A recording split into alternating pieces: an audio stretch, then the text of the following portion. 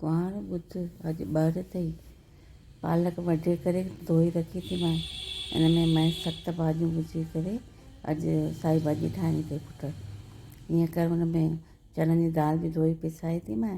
टमाटा विझांसि, चिबड़ विझांसि, हिकु साओ मिर्च विझांसि, लाहौरी गजर अथई ऐं लौकी अथई, कद्दू, सिंगार अथई, अदरक अथई। इहे 7 खनि भाॼियूं थी वियूं न पुटु। हा त इहे कढी करे विझजांसि। अॼु मेहा, वाङण ऐं गजरूं न घुरायूं हुई छा पुटु? घुराया हा न। 7 खां वधीक थियनि भाॼियूं त बि हले। ठीकु आहे, हाणे एतिरो ई विझी कर। तेल गरम कर, जीरो विझेसि हुन में ऐं मैस अदरक विझेसि।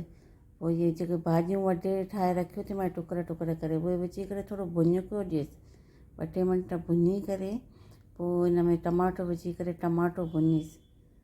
हा पोइ विझे सुका मसाला सॼा। हा, सॼा सुका मसाला पवंदई पुटु। लूणु पवंदई, हैड पवंदई, ॻाढ़ो मिर्च थोरो घटि विझां, साओ मिर्च सॼो विधो अथई न, धाणा बि विझेसि। हा, सभु मसाला विझी करे भुञेसि टमाटे खे। हा, टमाटो भुञी वियो पुटु। हा, हाणे हिन में इहा विझेसि धोतल पालक। पोइ मथां विझांसि दाल।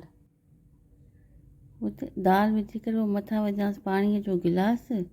5-6 सीटियूं लॻाए करे 5 मिंट सिम ते करे रख पुटु। हा बसि, सीटी वॼी मैटिस पुटु। ऐं पुलाव त ठाहियो हूंदई न। हाणे भॻवान खे ऑफर करे ऐं पुटु पाए अचु त खाऊं अॼु। हा।